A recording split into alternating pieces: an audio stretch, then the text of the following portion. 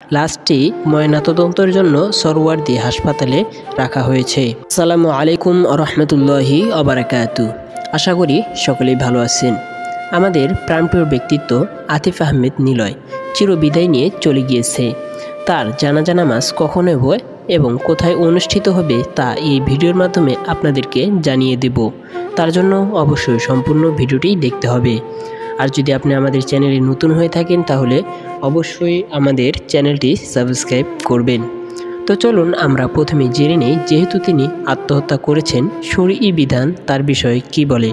অর্থাৎ আমরা অনেকেই জানি যে যারা আত্মহত্যা করে তাদের জানাজা নামাজ পড়া হয় না বা পড়া যায় না।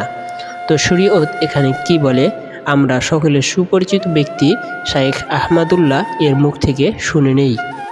এসএম হাসানুজ্জামান হাসান আপনি জানতেছেন আত্মহত্যাকারী ব্যক্তির জানাজা পড়া যাবে কিনা। হ্যাঁ, আত্মহত্যা ব্যক্তির জানাজা পড়া যাবে, তবে আত্মহত্যাকারী ব্যক্তির জানাজা সমাজের সম্ভ্রান্ত এবং নেতৃত্বশীল ব্যক্তিরা, ইমাম সাহেব সহ গুণীজনরা পড়বেন না, যাতে করে অন্যরা আত্মহত্যা করতে প্ররোচিত না হয় এবং নিরুৎসাহিত হয়। সেই জায়গা থেকে নবী করিম সাল্লাল্লাহু আলাইহি ওয়াসাল্লাম আত্মহত্যাকারী জানাজা নিজে পড়েননি, কিন্তু অন্যদেরকে পড়ার নির্দেশ করেছেন। যিনি আত্মহত্যা করে মারা গেছেন তিনি কাফের নন, অমুসলিম হয়ে যাননি, যার কারণে তার জন্য তো আরো বেশি দোয়া করতে হবে, তাই জানাজা পড়তে হবে।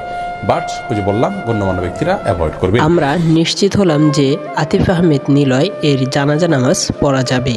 তো এখন প্রশ্ন, কখন কোথায় তার জানাজা নামাজ অনুষ্ঠিত হবে?